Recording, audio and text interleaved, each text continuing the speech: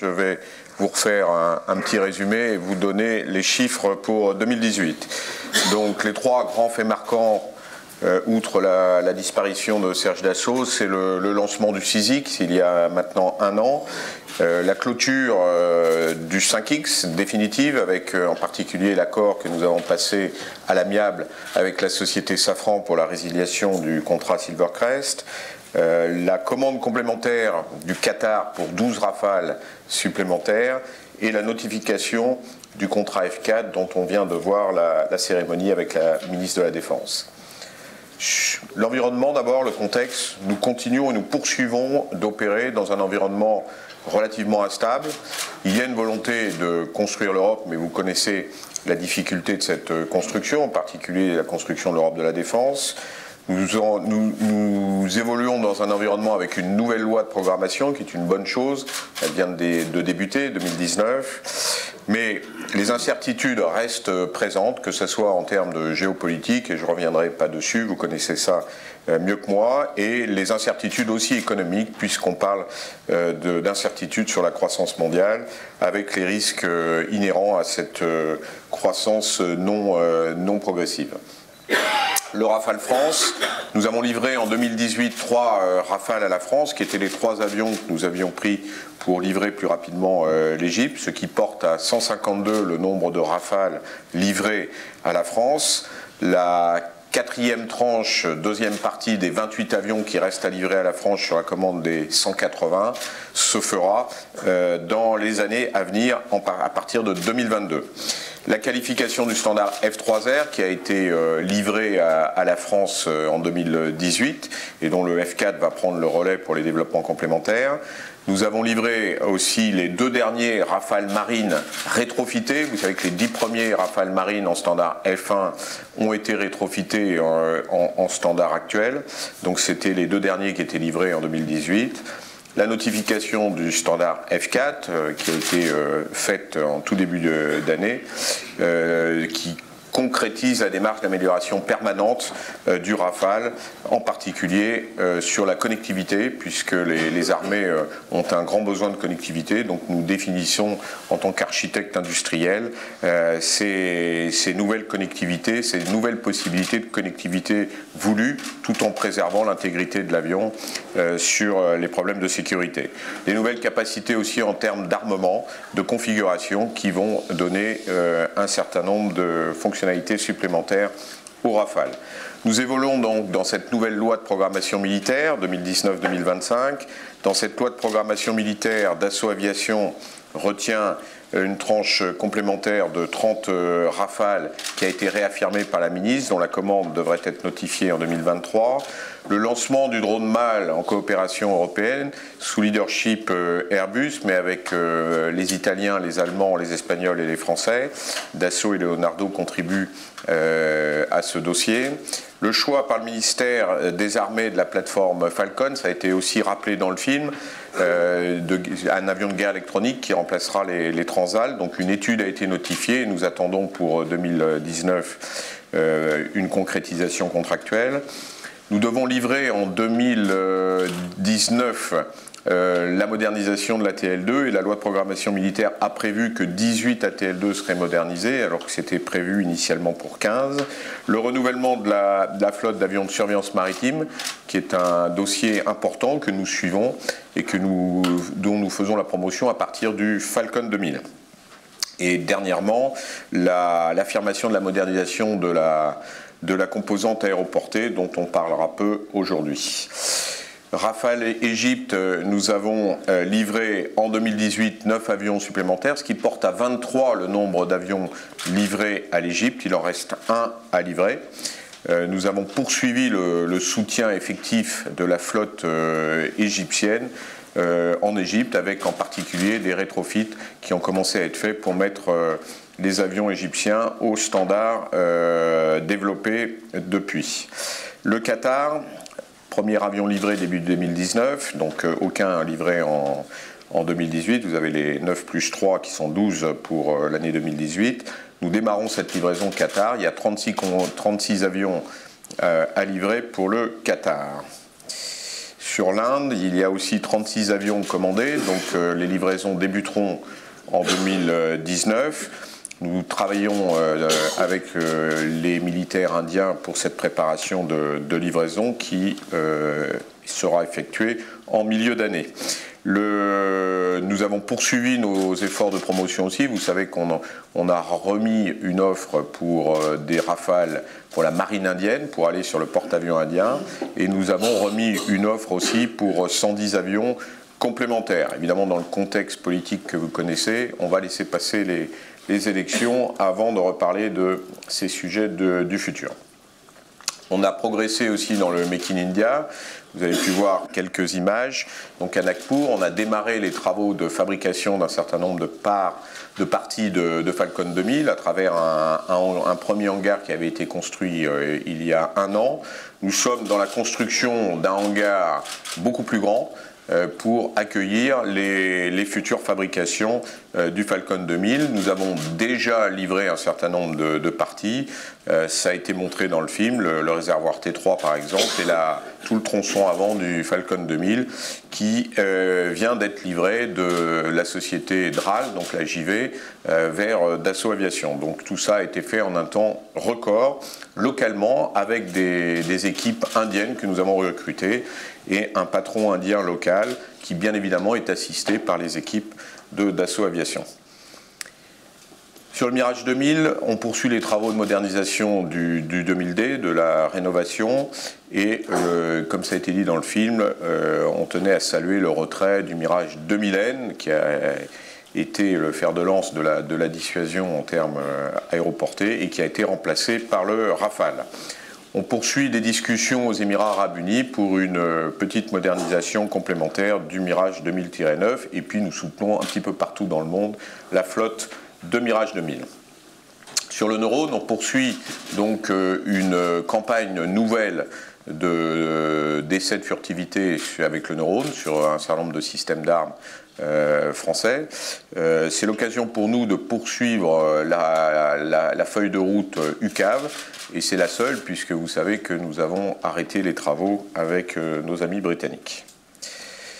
Sur le système de combat aérien du futur, ça a été fortement médiatisé, la volonté politique des deux chefs d'État, la volonté politique réaffirmée des 2 ministres de la Défense et la volonté non moins réaffirmée de Airbus et de Dassault de coopérer pour répondre aux 2 ministères de la Défense avec un premier contrat qui a été passé en début d'année 2019 sur les études du SCAF. Et nous travaillons maintenant d'arrache-pied pour obtenir un premier contrat sur les démonstrateurs qui devraient être annoncés lors du Salon du Bourget. Programmes spatiaux, nous sommes toujours intéressés à participer à un certain nombre d'études dans le spatial, principalement aussi avec l'intérêt renouvelé du ministère de la Défense de s'intéresser à ce sujet-là. Il n'est pas question de faire concurrence à ceux qui font des satellites ou des lanceurs. Il est question de s'intéresser à ce que pourraient être des objets volants, des avions volants dans l'espace. Et donc en particulier, nous travaillons sous l'égide de l'ESA sur un programme qui s'appelle Space Rider. On poursuit d'autre part notre modernisation dans le domaine de la pyrotechnie, puisque vous le savez, le Rafale utilise la pyrotechnique pour l'éjection des sièges et la fragilisation verrière. Et donc il est important de travailler dans la pyrotechnique d'un point de vue numérique. Sur la surveillance maritime, le Japon a poursuivi ses acquisitions de Falcon 2000 de surveillance maritime. Et en 2019, nous allons livrer le premier avion qui avait été commandé. Donc on en est à 5 avions commandés pour nos amis des Japan Coast Guard. Sur la France, outre le programme AFSIMAR dans lequel nous devrions proposer des Falcon 2000 de surveillance maritime, nous avons poursuivi un certain nombre de travaux sur les Falcon 50 actuels et en particulier on a doté un avion d'une trappe de largage de chaîne SAR. Ceci a été fait l'année dernière. Le 6X, le programme se développe totalement en ligne avec le calendrier. Ce calendrier qui doit aboutir à des livraisons de Falcon 6X pour 2022 Nous suivons comme le lait sur le feu le développement ou les adaptations du moteur Pratt & Whitney. On a une équipe chez Pratt & Whitney et tout se passe bien, tout est à l'heure. Il y a déjà 4 moteurs en phase de test. Nous avons 120 heures déjà réalisées sur le banc volant de nos amis de Pratt & Whitney. Bref, le programme est tout à fait à l'heure et tous les contrats avec les sous-traitants ont été entièrement passés en 2018. Les Falcon en service, donc nous poursuivons l'amélioration des Falcon en service avec un certain nombre de développements nouveaux. Le Falcon Eye, qu'on vous a déjà présenté, poursuit l'amélioration de ses fonctionnalités et vient d'être certifié pour une utilisation jusqu'à 100 pieds, donc une grande amélioration pour les pilotes par mauvais temps ou la nuit. Nous avons lancé le plan Falcon Connect. Il est important que nos utilisateurs, nos opérateurs puissent totalement opérer leurs tablettes, leurs téléphones, les emails, les streaming à bord. Et donc nous avons offert à nos clients une offre de service complète à partir d'une architecture que nous avons développée, que nous appelons Falcon Connect. En particulier la bande KA qui apporte la capacité d'échange de données à haute densité. Le Falcon 8X, on a poursuivi aussi un certain nombre de vols records. Donc on a fait Singapour-Londres en 2018, qui est un vol pas facile à faire, qui est assez long, avec souvent le vent dans le mauvais sens. Un vol qui a duré 14 heures, donc c'est un record pour le 8X. L'avion aux mains des nouveaux clients est tout à fait apprécié, en particulier par le confort de sa cabine, et c'est un avion très apprécié des nouveaux clients. La gamme Falcon donc poursuit son élargissement. Le 6X est tout à fait intégré dans le catalogue et des ventes ont déjà débuté pour cet avion-là. Sur le futur Falcon, je vais vous frustrer une nouvelle fois, juste pour vous dire qu'on poursuit nos études non seulement marketing, mais nos études techniques. Donc le plateau technique est en marche, mais je ne vous donne pas encore de caractéristiques à cette conférence de presse. Le service client, nous sommes très fiers d'avoir obtenu un certain nombre d'awards pour le service client, en particulier une première place ex-aequo sur la note globale du soutien à nos clients, avec des victoires dans un certain nombre de domaines sur la qualité de réponse sur nos AOG, sur les garanties, etc., qui placent le niveau du soutien Falcon à un très bon niveau. Et vous savez que c'était une des priorités que nous nous étions fixées pour satisfaire nos clients. Le Falcon Response, service que nous avons lancé il y a quelques années, bat son plein. C'est un service très apprécié de nos clients. Quand il y a un problème, il est capable d'opérer, d'aller immédiatement réparer l'avion ou de pouvoir faire continuer la mission aux clients qui se retrouvaient bloqués à l'autre bout du monde. Et vous le voyez ici, il a opéré de nombreuses fois avec à peu près 1400 heures de vol. Stratégie des stations-service, vous avez pu le voir, on a annoncé 2 fois. Une fois, il y a quelques semaines, l'acquisition des MRO d'Execujet, et nous avons annoncé hier l'acquisition des MRO de TAG Aviation. Le but est de renforcer notre emprise mondiale des stations-service pour améliorer là aussi notre offre de soutien. Donc, je vous ai mis une carte, les points bleus sont ce qui existait déjà et l'arrivée des points jaunes c'est Execujet. Donc vous voyez que nous allons opérer à partir de stations-service qui nous appartiendront un petit peu plus à l'Est, donc en Asie en particulier et en Afrique, et que l'acquisition de TAG nous permet de nous renforcer en Europe, qui est un des lieux très, très opérationnels pour l'aviation d'affaires, avec en particulier l'empreinte de Genève. Sur le plan de transformation, je n'y reviendrai pas, outre la volonté d'ADN, et donc nous sommes en train de recruter, de regarder le casting de la société pour le futur. Une des particularités bien connues de Dassault depuis déjà des décennies, c'est le numérique. Nous renforçons encore notre partenariat avec nos amis de Dassault Systèmes, en particulier grâce à l'implémentation de la 3D Experience, qui va nous permettre non seulement de préparer les programmes du futur, mais aussi d'uniformiser l'ensemble de nos programmes à partir de cette nouvelle plateforme plus puissante et plus collaborative, ce qui va nous permettre de mettre en place un bureau d'études étendu qui prendra en compte dès le départ des nouveaux projets la volonté non seulement de faire des avions performants, mais des avions faciles à fabriquer, donc moins chers à fabriquer, et des avions faciles à soutenir, donc moins chers aussi pour le soutien du futur. Bref, améliorer la compétitivité de notre offre. Le deuxième sujet avec Dassault Systèmes dans ce partenariat stratégique, ce sont les données, ce qu'on appelle le big data. Nous avons de plus en plus de données. Nous devons donc extraire de ces données les données pertinentes qui vont nous permettre, de proposer encore de nouveaux services à nos clients, que ce soit dans le domaine civil ou militaire, et nous discutons par exemple des futurs Rafale Care avec les services de l'État, mais on discute aussi avec nos clients de l'amélioration de nos services dans le cadre des Falcon Care. Donc ce big data est fondamental pour être capable de fournir ces nouveaux services. C'est utile aussi en interne de la maison avec nos sous-traitants pour mieux comprendre aussi un certain nombre de difficultés qu'on peut entrevoir durant les développements ou durant les flottes en service. Par conséquent, c'est aussi une nécessité d'amélioration continue de la société. Troisièmement, c'est une nécessité puisque nous devons nous protéger. Les données, vous savez, c'est quelque chose de très important. Donc on doit protéger nos données et par conséquent, nous développons des architectures pour préparer le futur. Donc Dassault Systèmes et Dassault Aviation sont main dans la main dans ces domaines stratégiques. Et croyez-moi, il n'y a pas beaucoup de sociétés dans le monde qui sont capables de traiter ce genre de problème. Et en France, encore moins. Décision de recourir aussi à Sapriso, ça c'est l'amélioration en production.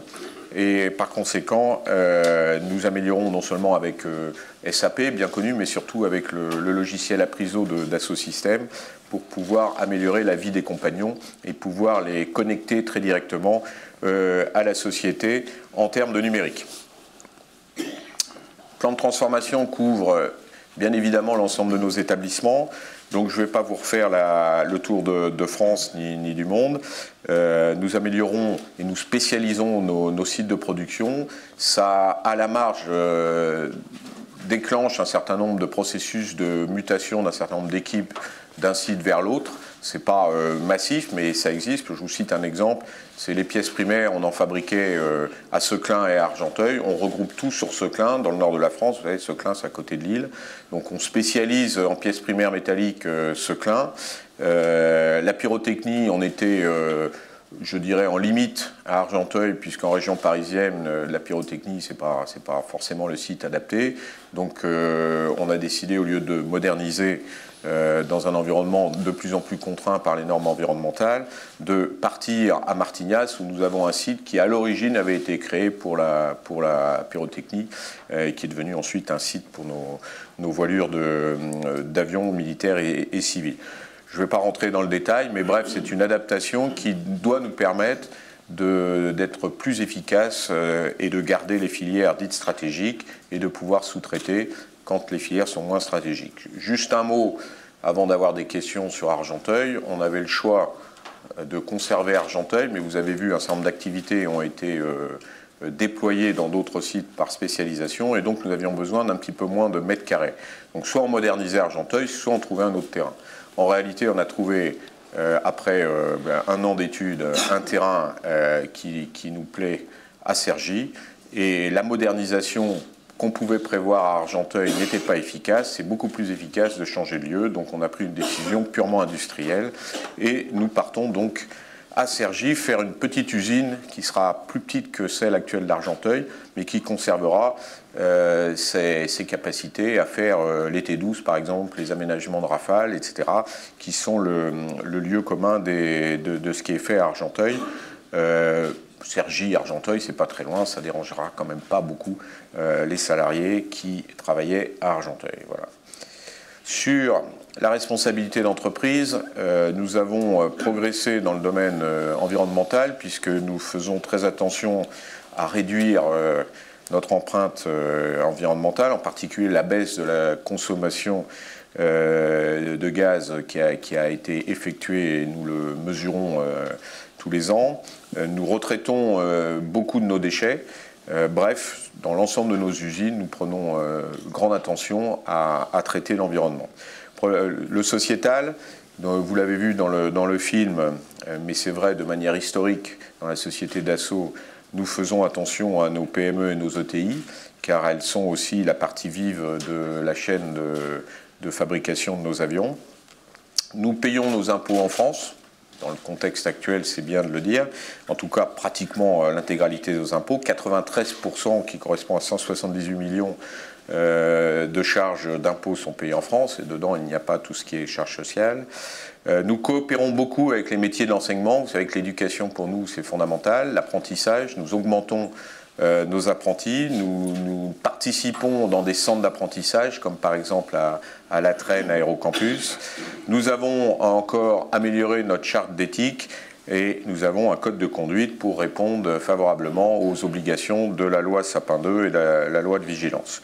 Sur le social, évidemment, l'intéressement et la participation reste quelque chose d'important. Quand on intègre le forfait social, c'est à peu près 68 millions d'euros qui sont contribués, presque le même niveau que les impôts.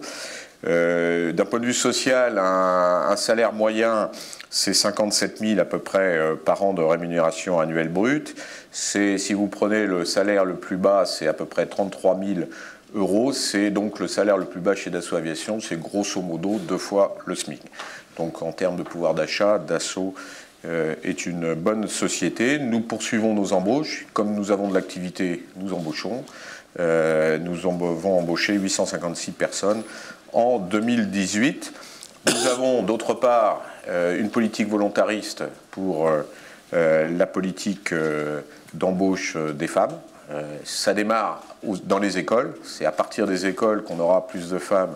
Et c'est pas facile car il n'y a pas beaucoup de femmes qui sont tentées par les métiers de la technique. Donc il faut qu'on aille sensibiliser dans les écoles et petit à petit les faire monter pour qu'elles arrivent à tous les niveaux de la société. Et nous avons re-signé des accords en faveur de l'emploi des travailleurs handicapés. Je passe maintenant aux résultats proprement dit. Donc la prise de commande, nous avons vendu 52 Falcon en 2018 par rapport à 41 en 2017. Et quand nous retranchons les 5X annulés, donc nous avons retranché 10 5X annulés en 2018, ça donne un chiffre de 42. Les 10 5X qui sont là sont les 10 derniers 5X annulés. Il n'y a plus de 5X dans le carnet de commandes. Les livraisons de Falcon, nous avons livré 41 Falcon. Vous vous rappelez que nous avions une guidance à 40, donc un peu moins qu'en 2017. Oui, nous avons baissé les cadences compte tenu du marché d'il y a 2-3 ans qui était en baisse. Le carnet de commandes est maintenant donc à 53, un book-to-bill légèrement positif en termes de Falcon par rapport à 52 à fin 2017. Sur le Rafale, la prise de commande des 12 Rafale Qatari supplémentaires, nous avons livré 12 avions, 9 pour l'Égypte et 3 pour la France, donc le carnet reste à 101 Rafale à livrer. En termes de chiffres, prise de commande qui est à 5 milliards, donc en forte augmentation par rapport à 2017. Un chiffre d'affaires en légère augmentation à 5,1 milliards par rapport à 4,9 milliards, avec un petit peu moins de Falcon, vous l'avez vu, mais le même nombre de Rafale, mais un certain nombre de... On a par exemple le F3R pour la France qui a été livré, qui augmente significativement le chiffre d'affaires France. Le carnet de commandes qui donc se stabilise à 19,4 milliards par rapport à 19,5 l'année dernière, avec bien évidemment une grande partie qui sont les Rafale Export à livrer pour les années à venir. Sur la recherche et le développement autofinancé, une forte augmentation en 2018, c'était prévu, c'était prévisible, c'est le 6X principalement qui augmente, puisque nous avons repris les travaux fortement en 2018 et ça augmentera encore un peu plus l'année prochaine en 2019 puisque nous aurons non seulement le 6X qui va continuer sa montée en puissance mais aussi le nouveau Falcon qu'il faudra débuter réellement et par conséquent l'effort d'autofinancement grimpera. Je vous ai remis un petit schéma qui est que quand on regarde et qu'on lit sur un certain nombre d'années, on est à peu près à 10% du chiffre d'affaires, sachant que le chiffre d'affaires bouge, c'est à peu près la valeur de l'effort de R&D. Cette année, 392 sur le chiffre d'affaires, ça fait 7,7% de l'effort. Thales a amélioré ses performances, ils ont publié leurs chiffres hier, donc une augmentation nette de leur rentabilité, donc la marge nette ajustée se situe à 7,4% pour 2018 et vous savez vient abonder le net de Dassault Aviation à hauteur de notre participation dans Thales. Les résultats, donc chiffre d'affaires 2018 en hausse à 5,84 milliards d'euros. Le résultat opérationnel se situe à 669 millions par rapport à 357 l'année dernière, donc là aussi en nette hausse. Ça correspond à 13,2% en marge opérationnelle par rapport aux 7,3%. Un résultat financier à moins 77 millions d'euros. Thales, l'équivalence est à 290, il y a 4 d'autres sociétés. Les impôts qui sont à 205 millions, ça fait un résultat net de 681 millions, soit une marge nette de 13,4% par rapport à 410 l'année dernière. Un petit nota, c'est que dans ces chiffres ont été intégrés l'indemnité Safran pour la résiliation du contrat Silvercrest, qui, je vous le rappelle, je l'avais communiqué en septembre, était à peu près de 280, enfin était précisément de 280 millions de dollars. 280 millions de dollars, ça fait 241 millions d'euros. Et comme il y a un impact au niveau participation-intéressement sur les résultats, je vous ai mis dans le nota, si on avait fait ces calculs sans l'indemnité Safran, qui quelque part ne viendra qu'une fois, nous aurions eu à ce moment-là un résultat opérationnel de 9,2% au lieu de 13,2% et un résultat net de 10,8% au lieu de 13,4%. La trésorerie a augmenté, elle est maintenant à 5,2 milliards, principalement grâce aux acomptes des Rafale Export, non seulement le nouveau contrat Qatar, mais aussi des acomptes intermédiaires qui sont payés par le Qatar et par l'Inde. Donc je vous annonce que évidemment ce chiffre va baisser parce que les avions il faut les faire, ça commence d'ailleurs avec l'Égypte qu'on a entièrement livré pratiquement à un avion près et que par conséquent cette trésorerie bien évidemment est faite aussi pour faire les avions. Les dividendes, donc dividendes, nous proposons le même payout de 26%, donc une proposition d'un dividende de 21,2 € par action, qui sera soumis à l'Assemblée générale et qui aura lieu le 16 mai 2018, ce qui donnera des dividendes de 177 millions d'euros pour 2018 par rapport à 127 en 2017. Je tiens à rappeler donc que l'équivalent en intéressement participant qui sera distribué aux salariés est de 168 millions d'euros si on intègre le forfait social. Et je vous rappelle les impôts qui étaient donnés de 178. Donc je vais arrêter sur le vocabulaire des 3 tiers. On aura maintenant un vocabulaire des 4 quarts. Nous donnons à l'actionnaire.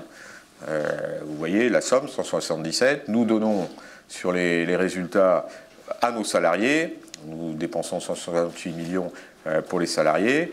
Nous donnons aux impôts, donc à l'État. On paye nos impôts en France, 178 millions. Et le reste des résultats, nous le conservons pour le développement de la société. Perspectives et stratégies pour 2019. On a un programme encore bien chargé en 2019.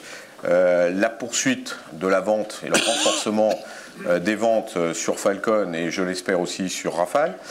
Nous menons à bien les premières études du SCAF, c'est majeur pour la préparation du futur, de poursuivre cette coopération principalement avec l'Allemagne et avec notre partenaire Airbus et l'ensemble des sociétés qui contribuent à l'aviation de combat et au système de combat de part et d'autre du Rhin. La poursuite des travaux sur le 6X pour tenir le calendrier tel qu'on l'a prévu. La préparation du futur en termes de Falcon et de gamme avec le futur Falcon qui va être très opérationnel en 2019. Le début des travaux F4 qui vient de nous être notifié, un standard très ambitieux, en particulier dans les architectures de connectivité. L'exécution des contrats déjà en cours de Rafale, principalement, les livraisons de Falcon à l'heure, tel qu'il a été prévu. Participer au lancement du MAL, qui devrait voir le jour cette année. la poursuite des travaux de surveillance maritime, comme je vous l'avais annoncé, gagner les contrats de MCO, aussi c'est important, la ministre l'a rappelé sur le Rafale et sur la TL2, et accroître le soutien encore mieux, faire encore mieux dans le domaine des Falcon, grâce en particulier au développement de notre nouvelle stratégie de station-service.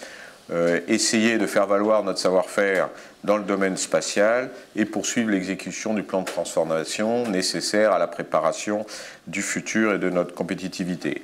L'objectif et la guidance pour 2019, c'est de livrer 45 Falcon, là où notre guidance il y a un an était de 40, donc une légère progression qui correspond à une légère augmentation du marché, mais nous restons prudents. La livraison de 26 Rafales pour les contrats export, ce qui conduira à une forte hausse du chiffre d'affaires.